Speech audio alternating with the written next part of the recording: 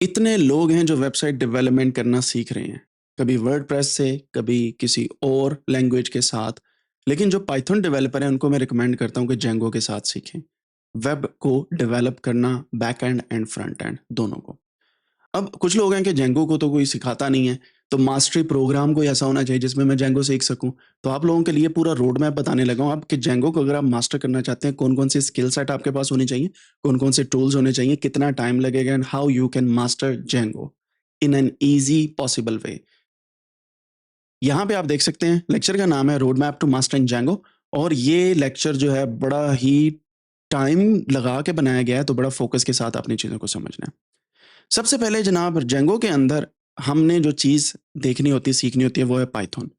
Python के बिना गुजारा नहीं है। अगर आपको पाइथन ही नहीं आती तो आप जेंगो कुछ भी नहीं कर सकते। और पाइथन आपको इंटरमीडिएट टू एडवांस लेवल आनी चाहिए। सो इंटरमीडिएट टू एडवांस लेवल की। अगर आप बेसिक लेवल पे हैं तो जेंगो ना सीखें, पहले पाइथन सीख लें। ठीक है। सो पाइथन सीखने के लिए कम से कम 1 से 2 माह आपको लगते हैं, अगर आप 3 to 4 आवर्स अ डे देते हैं, बिल्कुल बेसिक से। तो यहाँ पे आप देखेंगे 2 महीने आपको पाइथन सीखने में लग गए। फंडामेंटल से आगे आपने जाना है, जिसमें आपने फंक्शंस और बाकी चीजें देखनी है और साथ में ऊप को सीखना है। देन जेंगो के कोर कॉन्सेप्ट यानी कि एमटीवी, मॉडल टेम्पलेट व्यू, या इसको हम एमवीटी भी बोल देते हैं। अक्सर औकात मैंने आपको बताया कि ये दोनों वर्ड्स जो हैं वो साइड बाय साइड चलते हैं। ये आपने कॉन्सेप्ट को सीखना होता है। फिर यूआरएल राउटिंग एंड फॉर्म्स को सीखना होता है। तो बेसिकली ये 3 ऐसे स्टेप्स हैं जो साथ साथ जुड़े रहते हैं। ये बेसिक फंडामेंटल्स हैं और इसको आपको सीखना बहुत ज़रूरी है। जैसे ड्राइविंग सीखने से पहले आपको ट्रैफिक रूल्स को सीखना पड़ता है, समझना पड़ता है, वैसे ही जेंगो सीखने से पहले आपको पाइथन आना ज़रूरी है, वरना आपका चालान हो जाएगा, वरना जिस प्रोजेक्ट होल्डर ने या स्टेक होल्डर ने आपको प्रोजेक्ट दिया, वो आपसे प्रोजेक्ट वापस ले लेगा। तो पाइथन में मास्टरी कर लें, अच्छे तरीके से पाइथन को सीखें और पाइथन को सीखने के बाद आप फिर जेंगो की तरफ आएँ। अच्छा जी, फिर डेटाबेस की जो लेयर्स हैं उन्हें मास्टर करना बहुत ज़रूरी है। डेटाबेस की लेयर कैसे है? जैसे आपको ओआरएम का पता होना चाहिए थॉरोली, ठीक है? ओआरएम का अगर आपको नहीं पता तो आप डेटाबेस को नहीं समझ सकते। डेटाबेसेस ज़्यादातर आपके रिलेशनल डेटाबेसेस हैं, रिलेशनल डेटाबेसेस होते हैं। और रिलेशनल डेटाबेसेस के जो मेन एग्ज़ाम्पल है वो है एसक्यूएल, माई एसक्यूएल इसके अंदर एक लैंग्वेज है जिसके थ्रू हम इसको यूटिलाइज़ करते हैं, और पोस्टग्रेस है।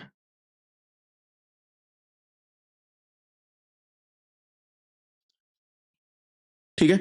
ये अगर आप माई एसक्यूएल सीख लेते हैं तो आपको डेटाबेस के रिलेशंस की समझ आ जाएगी। रिलेशंस की समझ आ गई, then you should learn ORMs thoroughly. ठीक है। ओआरएम को सीखने के बाद आप बेसिकली रिलेशनल डेटाबेस को मैनेज कर सकते हैं। And then understand relations. जो वन टू वन रिलेशनशिप क्या है, फॉरेन क्या है, मैनी टू मैनी क्या है, वन टू मैनी क्या है, मैनी टू वन क्या है, ये सारे रिलेशनशिप्स आपको पता होने चाहिए जो हम सीखने वाले हैं। आपको माइग्रेशंस को इफेक्टिवली यूज करना आना चाहिए। यानी फॉर एग्जांपल आपकी वेबसाइट ठीक ठाक चल रही है, लेकिन कोई नया यूजर आया या आपने कोई चेंजेस किए हैं, उन चेंजेस को अप्लाई करने से पहले आपको डेटाबेस को अपडेट करना पड़ता है। और डेटाबेस को अपडेट करने के लिए आप माइग्रेशंस का यूज करते हैं। एंड माइग्रेशन का मतलब ये है कि जो चीज़ आपके लोकल होस्ट में पड़ी है उसको माइग्रेट कर दें डेटाबेस के अंदर। ठीक है, यानी कि डेटाबेस को अपडेट कर रहे हैं। सो कर्ड ऑपरेशन का अपडेट वाला पार्ट आप यहाँ पे परफॉर्म करते हैं। You should know migration effectively. ठीक है। ये वैसे ही है जैसे घर की जो बेस अगर मजबूत होगी ना, तो ऊपर जितनी मर्जी मंजिला इमारत बना ले, that would won't take any problem, then would do any problem. और वो इजीली जो है वो साल हर साल चलती जाएगी। इसी तरीके से अगर आपने जेंगो सीखनी है तो पहले बेसिस पे काम कर लें, फिर जेंगो के प्रोजेक्ट डेवलपमेंट की तरफ जाएं। अच्छा जी, आप अक्सर औकात लोग सोचते हैं कि जी फ्रंट एंड बन गया तो वेबसाइट बन गई। मुझे एक बात बताएं, आपका एक घर है, घर का अगर सिर्फ फ्रंट वाली दीवार बना दी जाए तो उस वो घर के लायक? उसके ऊपर आप सारे नक्शो-नगार यहीं पे कर दें, यहाँ पे दरवाज़ा भी लगा दें, गेट भी लगा दें। यहाँ से जो बंदा देख रहा है, उसको लगे क्या कमाल घर बना हुआ है। पीछे है ही कुछ नहीं, तो क्या वो घर घर होगा? नहीं, वो एक सिर्फ दीवार होगी। सो फ्रंट एंड मैटर करता है, खूबसूरत होना चाहिए, लेकिन बैक एंड किस तरीके से आपने डिज़ाइन किया वो भी मैटर करता है। अगर बैक एंड में आपने इस तरीके से पता ही नहीं है कौन-सी चीज़ कहाँ पे जा रही है, सारा कचरा भरा भरा पड़ा है, आपको नहीं समझ आ रही, तो आने वाले दिनों में लोगों को क्या समझ आएगी और लोग कैसे अपडेट करेंगे? सो इस वजह से फ्रंट एंड के साथ-साथ बैक एंड दोनों पे काम करना ज़रूरी है। फ्रंट एंड वो है जो आपके सामने आपको स्क्रीन पे नज़र आता है, बैक एंड वो है जो प्रोसेसेज़ हैं, और जेंगो यहाँ पे काम करती है, बैक एंड पे। अब एक बात याद रखिएगा, अगर गूगल का सीईओ या गूगल के जिन्होंने डेवलप किया है, वो पूरी वेबसाइट या सर्च इंजन जो है उसका बैकएंड गंदे तरीके से लिखा होता, वो एक ही बंदे को समझ आता, बाकियों को आता ना, तो क्या आने वाले सालों में ये कंपनी चल सकती थी? चलिए इसकी एक और एग्जांपल देता हूँ। एप्पल का सीईओ स्टीव जॉब, ठीक है? वो बेचारा जो है, अगर सही तरीके से एप्पल की वेबसाइट या एप्पल का प्रोजेक्ट नहीं डिज़ाइन करता कि लोग आके मैनेज कर सकें, तो क्या उसके जाने के बाद उसकी कंपनी चलती रहती? नहीं। अगर आप नस्ल दर नस्ल एक प्रोजेक्ट को बना के आगे देना चाहते हैं, तो आई वुड रिकमेंड कि बैक एंड इतना साफ-सुथरा बनाएँ कि कोई भी बंदा आसानी के साथ समझ पाए। और इसी की बेस पे फ्रंट एंड भी साफ-सुथरा होना चाहिए। सो हर चीज़ का प्रॉपर लिंक हो। आपको पता होना चाहिए ये आपका बेडरूम है, ये आपका ड्राइंग रूम है, यहाँ पे आपका टॉयलेट्स आ रहे हैं, किचन्स आ रहे हैं, सो ऑन सो फोर्थ। तो ये सारी चीज़ें आपने अच्छे से डिज़ाइन करनी है। फ्रंट एंड की बात करते हैं, टेम्पलेट्स को यूज़ करें एंड स्टैटिक फाइल्स को यूज़ करें अपने फ्रंट एंड के लिए। उसकी रीज़न मैं आपको आने वाले दिनों में बताऊँगा। टेम्पलेट्स क्यों यूज़ करने? क्योंकि there are many templates out there. Templates क्या करते हैं बेसिकली, व्यूज़ जो हैं उनके अंदर इन्फॉर्मेशन देते हैं एंड जो फ्रंट एंड है उसको इन्फॉर्मेशन प्रोवाइड करते हैं क्या प्रिंट करना है। So we can use templates. Static files क्या होती हैं? जो चेंज नहीं होती, जो डायनामिक नहीं होती, जो किसी यूजर की बेस पे चेंज नहीं हो रही। For example, design of front end, जैसे फेसबुक का मेन पेज है सभी का सेम है, आप कोई भी यूजर है वो लॉग इन करके उसमें इंफॉर्मेशन डायनामिक है, पेज स्टैटिक है, ठीक है? वो डीटीएल के थ्रू उसके अंदर आप चेंजेस कर रहे हैं। इंस्टाग्राम की वेबसाइट या ऐप पे चले जाएं, वहां पे भी ये काम होता है। सीएसएस या जावास्क्रिप्ट आप इसके लिए स्टाइलिंग के लिए यूज कर सकते हैं इंटरेक्टिवली। एंड टेम्पलेट इनहेरिटेंस आपको पता होनी चाहिए। इनहेरिटेंस क्या होती है? विरासत, ठीक है? जैसे फॉर एग्जांपल खाना सर्व करने से पहले उसकी प्रेजेंटेशन जरूरी होती है ना, वैसे फ्रंट एंड इंपॉर्टेंट होता है। लेकिन टेस्ट खराब हो गया ना फ्रंट एंड के बाद, तो आपका फ्रंट एंड भी गया। इसी तरीके से आपने इस पे काम, इनहेरिटेंस होती है एक से दूसरा कनेक्शन बनाना। ये है पेरेंट और ये है चाइल्ड। फिर आगे जाएंगे, ये उनके चाइल्ड हैं। सो इस तरीके से आप इनहेरिटेंस को अच्छे तरीके से मैनेज करते हैं, ठीक है? सो आपको फ्रंट एंड के साथ साथ इनहेरिटेंस और बाकी चीज़ों का भी पता होना चाहिए। इसकी बहुत ही अच्छी एग्जांपल मैं आपको देता हूँ एंड उससे आपको ये और भी अच्छे तरीके से समझ आ जाएगा। मैं codanix.com पे जाता हूँ, हमारी वेबसाइट है, ठीक है? मैं कोर्सेज़ पे क्लिक करता हूँ। कोर्सेज़ पेरेंट हैं, उसके अंदर ये जो कोर्स है 4 months of data science and AI, ये इसका चाइल्ड है। कैसे? क्योंकि ये भी कोर्स है लेकिन एक स्पेसिफिक इन्फॉर्मेशन के साथ। अब यहाँ पे ये जो चीज़ें हैं, ये सारी की सारी डायनामिक हैं। लेकिन अगर आप चेक करें, इस कोर्स का पेज और बाकी कोर्सेज़ के पेज सेम नज़र आएँगे आपको। लाइक दिस वन, अगर मैं इस पे क्लिक करता हूँ, देखिए सेम है ना? डिज़ाइन सेम है, लेकिन उसके अंदर कंटेंट डायनामिक है। डायनामिक कैसे? हर कोर्स के बेस पे जो चीज़ें मैं ऐड करता हूँ, वो यहाँ पे चेंज हो जाती हैं। इसी तरीके से आपकी जो वेबसाइट है, उसके ऊपर ये काम करता है। एडवांस जेंगो के फीचर्स आपको आने चाहिए। Authentication is one of them, जिसमें साइबर सिक्योरिटी के जो मेन चीज़ें हैं, हम उनको मद्देनज़र रखते हुए ऑथेंटिकेशंस को पढ़ते हैं। परमिशंस को हम देखते हैं कि किसको क्या परमिट करना है। क्लास बेस्ड व्यूज़ इसके अंदर बड़े यूज़ होते हैं और जेनेरिक व्यूज़ भी बड़े यूज़ होते हैं, ठीक है? और डिप्लॉयमेंट स्ट्रेटजीज़ के लिए आपको पता होना चाहिए कि एडवांस जेंगो फीचर्स में अगर मैं डिप्लॉय कर रहा हूँ किसी सर्वर पे डॉकर या इंजन एक्स के थ्रू या यूनिकॉर्न के थ्रू, तो मुझे कौन-कौन सी चीज़ों का ख्याल रखना है। फॉर एग्जाम्पल, सर्वर पे आपने अपनी वेबसाइट या प्रोजेक्ट डिप्लॉय कर दिया, ठीक है? आपने ऑथेंटिकेट किया किसी एक बंदे को एज़ एन एडमिन, राइट? अब वो एडमिन ने क्या किया, ये यूज़र आईडी और पासवर्ड उसका ब्रेक हो गया, यानी कि लीक हो गया या कहीं पे उसने डाल दिया। यहाँ से आपकी सिक्योरिटी जो है वल्नरेबल होगी, ठीक है? आप यहाँ पे ओटीपीज़ इंट्रोड्यूस करवा सकते हैं, आप यहाँ पे ईमेल की कीज़ वगैरह इंट्रोड्यूस करवा सकते हैं, आप यहाँ पे ऑथेंटिकेशन, डबल ऑथेंटिकेशन इंट्रोड्यूस करवा सकते हैं, देयर आर मैनी थिंग्स। और दूसरी चीज़ ये है कि इंजन एक्स जब आप यूज़ कर रहे हैं, तो इसके अंदर भी आपने डिफरेंट चीज़ों का ख्याल रखना है कि जो चीज़ आपके सामने सर्वर पे रन कर रही है, वो कैसे रन कर रही है। डॉकर इमेज के अंदर भी। So you should maintain these strategies कि किस तरीके से हमने सर्वर के ऊपर चीज़ों को सिक्योर करना है। जब आप घर पे वेबसाइट बना रहे हो, तो भाई किसी ने क्या चोरी करनी है, ऑथेंटिकेशन ही नहीं है उनके पास। अभी तो डेवलपमेंट स्टेज पे है। मैं डिप्लॉयमेंट स्टेज की बात कर रहा हूँ, ठीक है? तो अब तब आपने जाके एडवांस सिक्योरिटी फीचर्स का ख्याल रखना है। जेंगो की बेस्ट प्रैक्टिसेस में एक है डोंट रिपीट योरसेल्फ। इसको हम ड्राई प्रिंसिपल बोलते हैं। Don't repeat yourself. ये डेवलपमेंट के लिए बहुत ज़रूरी है। अगर आप एक चीज़ को 12 दफ़ा लिखेंगे, लाइन्स ऑफ कोड्स बढ़ जाएँगी और चीज़ें कॉम्प्लिकेटेड हो जाएँगी। सो डोंट रिपीट योरसेल्फ, उसके ऊपर आपने काम करना है। वर्चुअल एनवायरनमेंट का यूज़ करना है, and I would recommend .ven वाला एनवायरनमेंट, क्योंकि ये डॉकर इमेज बनाने के लिए आसान होता है, यानी कि पाइथन -m.ven वाला जो एनवायरनमेंट हम यूज़ करते हैं, ven के साथ, वर्चुअल एनवायरनमेंट के साथ। Right tests for your apps. App आपने बना ली, उसके टेस्ट यानी कि टेम्पलेट भी ऐड करें कि अगर कुछ नहीं है वहाँ पे तो वो कैसे रन करेगी। ठीक है? सो टेस्ट भी उनके ऐड करें और आप इसके मैट्रिक डिसाइड करके देखें कि कौन सी चीज़ सही चल रही है, कौन सी गलत चल रही है, and then you go for deployment. ठीक है? जैसे सफाई करके घर आपका अच्छा लगता है ना, क्लीन एंड टाइडी, इसी तरीके से जब आपकी वेबसाइट क्लीन एंड टाइडी होगी वो भी अच्छी लगेगी।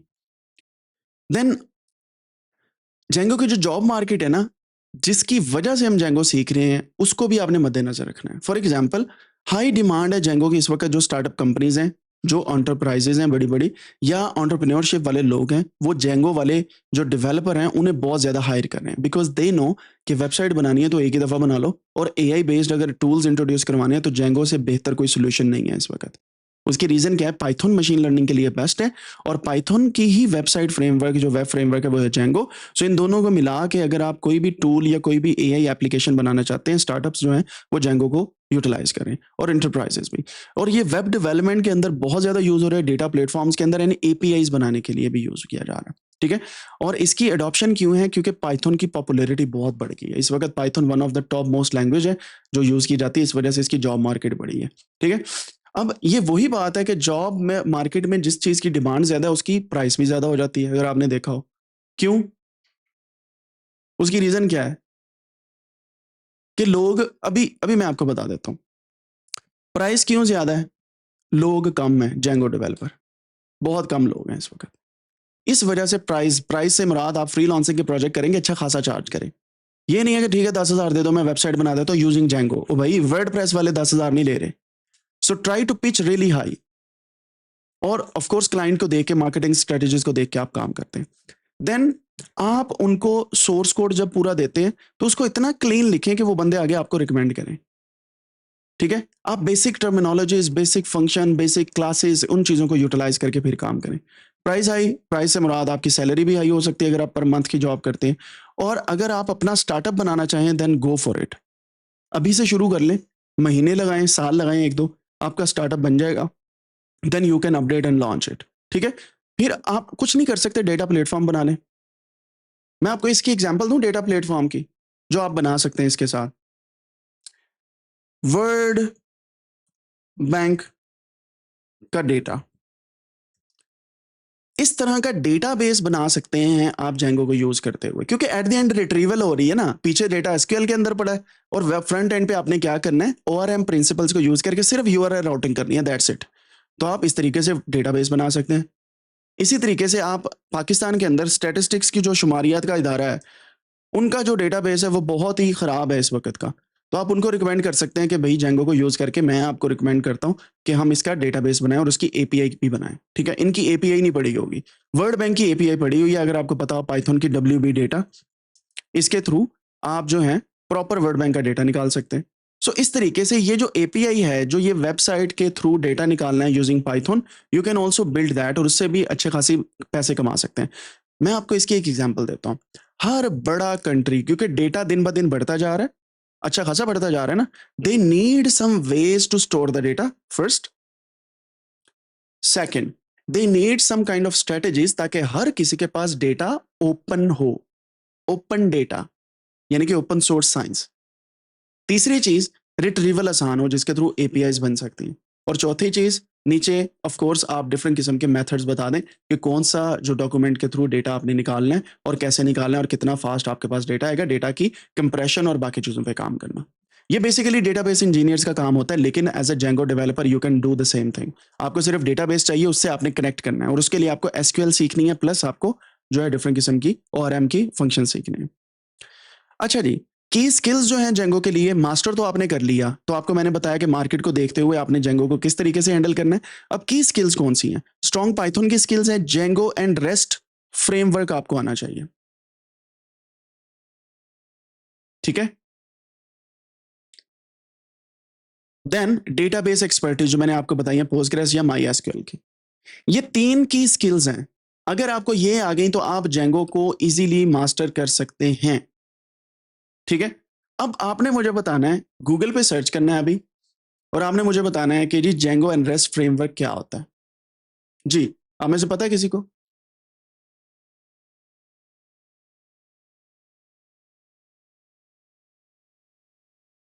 क्या होता है? जी बताएँगे?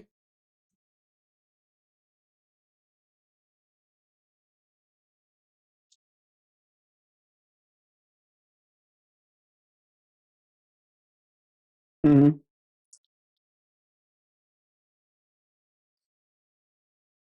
हुँ, हुँ।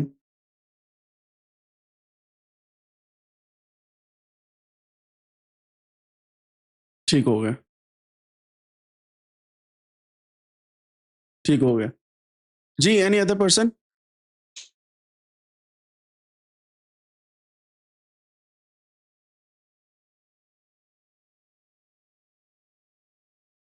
राइट।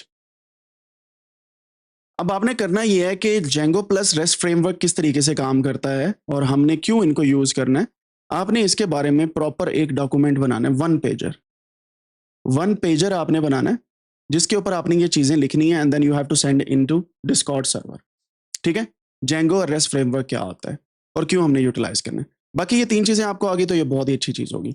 जैसे क्रिकेट प्लेयर के लिए बैटिंग और बॉलिंग दोनों आनी चाहिए ना, ताकि वो अगर कोई एक आधा इंजर हो जाता है तो खुद से बॉलिंग भी कर सके। वैसे ही पाइथन और डीआरएफ दोनों आने चाहिए। जिसके अंदर आपके पास रेस्ट फ्रेमवर्क है, जेंगो है and there are many other things जिसके अंदर आप फंक्शंस और क्लासेस और डिफरेंट किस्म की मेथोडोलॉजी को यूज़ करके आप मिनिमल कोडिंग के साथ बेस्ट पॉसिबल रिजल्ट्स लेके आ सकते हैं। रिसोर्सेज़ को बेस्ट यूज़ कर सकते हैं। जैसे अभी फ़हीम भाई ने भी कहा कि आपका हर एक रिसोर्स का एक स्पेसिफिक यूआरएल होना चाहिए। ये ना हो कि वही यूआरएल मल्टीपल जगहों पे जा रहा हो और वहाँ से पेरेंटिंग एंड चाइल्डहुड जो है उसको आपने मैनेज करना है जिसको हम इनहेरिटेंस बोलते हैं इनसाइड द वेबसाइट। तो ये सारी चीज़ें आपने यूटिलाइज़ करनी है, ठीक है? Okay. Where to find Django jobs? Of course LinkedIn, Indeed and there are many other website जिनके ऊपर आप जाके जॉब्स फाइंड कर सकते हैं। अपवर्क एंड फाइवर के ऊपर अच्छी खासी जॉब्स हैं। नेटवर्किंग आप करें, टेक मीटअप्स पे जाएँ, हैकाथॉन्स पे जाएँ, कॉन्फ्रेंसेस पे जाएँ। बिलीव मी आप सिर्फ जाके ये बोलेंगे ना कि मैं जेंगो डेवलपर हूँ प्लस मुझे machine learning and data science का पता है। ये एक प्रॉपर आप कह सकते हैं कि उनके लिए फुल पैकेज है। लोगों के लिए डेटा साइंस करके कहते हैं कि मुझे बहुत कुछ आ गया। आप अगर ML data science and plus Django framework जो है इसको जाके मार्केट करते हैं you will see the there is a huge I would say demand out there. ठीक है? जैसे पुराने ज़माने में अखबार पढ़ के जॉब लेते थे ना, आपको ज़रूरी है कि लिंक्डइन को विज़िट करें, इस पे अपनी प्रोफ़ाइल को मैनेज करें। अपवर्क एंड फाइवर पे अपनी प्रोफ़ाइल बना लें, बेशक आप कुछ नहीं कर रहे। लोगों को पिच करते जाएँ कि मैं ये करता हूँ, ये करता हूँ, ये करता हूँ। $5 $10 भी आपने स्टार्ट में कमा लिए, that would be the starting point. तो आप इस तरीके से काम कर सकते हैं। एग्ज़ाम्पल जेंगो डेवलपर्स या रोल्स की क्या है, वेब डेवलपर आप बनते हैं और ये बैकएंड डेवलपर होता है। अगर आप इसके अंदर बैकएंड के साथ-साथ आप अगर रिएक्ट को सीख लेते हैं, देन आप फ्रंट एंड भी बन जाते हैं। लेकिन मैं रिकमेंड करूँगा कि फ्रंट एंड अभी ना बने, आप सिर्फ़ बेसिक्स को सीखें। फ्रंट एंड के लिए ना आपको आपको there are many other things जो आपको सीखनी पड़ती हैं। इंटरफ़ेस हो गया, कैसे डिज़ाइन करना है और there are many other things. Designing के ऊपर मैं नहीं अभी जाना चाहता आर्टिस्टिक पॉइंट ऑफ व्यू से। आप बैकएंड पहले सीखें, फ्रंट एंड पे सिर्फ़ बेसिक बनाना सीखें, फिर वो कंपनी जो है वो इंटरफ़ेस डिज़ाइनर्स को हायर करे and then you should go towards building your final project. थोड़े से पैसे खर्च लीजिएगा डिज़ाइनर के ऊपर अगर आप अपना प्रोजेक्ट बना रहे हैं, लेकिन बैकएंड ज़रूर सीखें। बैकएंड इंजीनियर जेंगो का जो है वो बहुत अच्छी खासी कमाई करते हैं और ये एक रोल बड़ा इंपॉर्टेंट है, खास तौर पे आजकल पाइथन की लैंग्वेज के पॉपुलर होने की वजह से। Full stack developer with Django, अगर आप एक फुल स्टैक डेवलपर हैं और आपको जेंगो नहीं आती, अगर आप जेंगो सीख जाते हैं, तो आपकी डिमांड और भी बढ़ जाएगी। देयर आर मेनी पीपल जो नेक्स्ट जेएस और बाकी चीज़ें सीख रहे हैं। मेरी एक बात याद रखिएगा, सबसे बड़ी वल्नरेबिलिटी भला क्या है? कि आप अपने आप को जेंगो डेवलपर कहें और आप कोडिंग कर रहे हैं वाइब कोडिंग के साथ। क्या मसला होना है पता है? सबसे बड़ा इशू सिक्योरिटी। दूसरा, रेस्ट फ्रेमवर्क की इंश्योरेंस नहीं होगी कि आप रेस्ट फ्रेमवर्क को यूज़ कर रहे हैं या नहीं। तीसरा, ऑथेंटिकेशन के इश्यूज़ होंगे, ठीक है? सो मैं ये नहीं कहूँगा कि आप 100% कोडिंग जो है वो को-पायलट से करवा के एप्लीकेशंस बना लें। आपको पता होना चाहिए आप क्या कर रहे हैं, 10% पूछें, 20% अपना अप्लाई करें, फिर उसको रिफाइन करने के लिए अगेन 10% पूछें, और देन आपके पास जो बाकी परसेंटेज बचती है विच इज 60%, वो अपना नॉलेज अप्लाई करें। इस एक मेथड के साथ अगर आप चलते हैं ना, तो आप अच्छे तरीके से वेबसाइट बना लेंगे। कोडिंग करवाएं वाइब कोडिंग के थ्रू, लेकिन आपको पता होना चाहिए, स्टेप बाय स्टेप आपने जाना है, पूरी वेबसाइट कभी ना बनवाएं। अगर आप पूरी वेबसाइट बनाएंगे ना, आपका डेटा लीकेज कभी भी हो सकता है, डेटा में कभी भी इशू हो सकता है, कभी भी वेबसाइट पकड़ के ऐसे करप्ट हो जाएगी, कुछ भी मसला हो सकता है। और बड़ी एक कहावत आजकल चल रही है, जो डेवलपर्स हैं उनके इर्द गिर्द, कहते हैं एपीआई कीज नहीं मिल रही। तो किसी ने बोला कि आप गिटहब पे जाओ, कई वाइब कोडर बैठे हुए हैं, उनको पता ही नहीं है कि एपीआई कीज जो है वो पुश कर देते हैं ऑन गिटहब, तो वहीं से निकाल लो, फ्री में मिल जाएगी। किसी की एपीआई की आप यूज करो, उसको पैसे पड़ेंगे। सो दीज आर थिंग्स जो आपको सीखनी चाहिए, राइट। अब मैं आपको एक और बात बता देता हूँ। जैसे एक शादी हॉल है ना, उसके अंदर मैनेजर अलहदा होता है, वेटर्स अलहदा होते हैं, जो लोग दूल्हा होता है उसका अपना रोल होता है, बारात का अपना रोल होता है। इसी तरीके से जेंगो या अकेला जेंगो सीख के आप वेब डेवलपर नहीं बन जाते। Web development is a big thing. उसके लिए बैक एंड अलहदा है, फ्रंट एंड अलहदा है, यूआई यूएक्स अलहदा है, फंडिंग अलहदा है, रिसोर्सेज अलहदा है, मैनेजर अलहदा है, स्टोक होल्डर्स अलहदा है, जिसने आपको अप्रूव करना है कि फाइनल अपलोड कर दो वो अलहदा है, प्रोडक्शन अलहदा है, मार्केटिंग अलहदा है। अगर ई कॉमर्स स्टोर है, आपके पास कितना स्टॉक पड़ा है वो अलहदा मैनेज करेंगे आप। And there are many things in web development. एक बंदे का काम नहीं होता, वन मैन जॉब नहीं है ये, ठीक है। सो आपको पता होना चाहिए आप क्या डेवलप कर रहे हैं। जेंगो इंटरव्यूज के लिए प्रिपेयर करने के लिए आपको जेंगो के कॉन्सेप्ट जो मैंने बताया, अगर आप वही सीख लें वो इनफ है, आप मास्टर कर लेंगे। बिल्डिंग स्मॉल प्रोजेक्ट्स, जैसे मैंने आपको बोला, पहले दिन ही दराज.com ना बनाने बैठ जाए। आप पहले दिन अपनी एक वेबसाइट बनाएं, कोई भी वेबसाइट होगी। फॉर एग्जाम्पल मैं कोडेनिक्स बनाता हूँ .com, इस डोमेन के ऊपर मैं अपनी जेंगो को बनाता हूँ लोकली बनाने के बाद मैं रोजाना के बेस पे 1 घंटा इसे देता हूँ, और आने वाले 1 साल का मेरा ये प्लान है कि जी जब मैं 1 साल बाद इस वेबसाइट को देखूंगा, it should be ready to deploy, क्योंकि मैं 1 घंटा दे रहा हूँ। अगर आप रोजाना का फुल टाइम जॉब दे सकते हैं, then you can build and deploy your app या web application in next 2 months. कभी ये ना कहें कि मैंने कल को डिप्लॉय करनी है आज बना के, ऐसे काम नहीं चलते। So think about it and then go for it. Then be ready to explain your code and decisions. Decisions क्या है? मॉडल व्यू टेम्पलेट के थ्रू आप फाइनली क्यों किस चीज को चूज किया, आपने क्यों यूआरएल राउटिंग इस तरीके से की, और आपका कोड जो है वो कभी भी पूछ सकते हैं, इसको एक्सप्लेन करें, ठीक है। आज वो दौर है कि लोग आपसे पूछ सकते हैं कि भाई ये जो कोड लिखा है, ये फलां जगह पे फलां क्लास में ये सीबीवी क्यों यूज किया, क्लास बेस्ड व्यू क्यों यूज किया, यहाँ पे फंक्शन बेस्ड व्यू क्यों नहीं यूज किया। फिर आप कहेंगे चैट जीपीटी ने तो ऐसे बताया था। इसकी एक एग्जांपल देता हूँ। मेरे एक कजन है, तो वो ना बाइक पे जा रहा था एक दफा, तो पुलिस वाले ने रोक लिया, ट्रैफिक वार्डन ने। कहता कि कॉपी दो जी, मोटरसाइकिल की कॉपी जो होती थी, कार्ड नहीं होते थे तब। तो उसने कॉपी उठा के दी निकाल के, वो कहता ये तो डुप्लीकेट है, पुलिस वाला कहता। तो आगे कैसे परेशान नहीं हुआ, कहता अब्बू जी ने तो मुझे यही दे के भेजी थी, तो मतलब मेरी तरफ से तो कोई मसला नहीं, अब्बू जी को पकड़ो जाके। तो कहने का मतलब ये है कि इतने मासूम नहीं बन सकते आप इंटरव्यू के अंदर कि आप चीज़ों को डायरेक्टली कहें कि ये मैंने तो की नहीं है, ये किसी और ने की है, and I don't have any influence on that. तो आप चैट जीपीटी के ऊपर इसका इल्ज़ाम नहीं डाल सकते, क्योंकि आपने फाइनली प्रोजेक्ट बनाया, यू शुड नो दिस।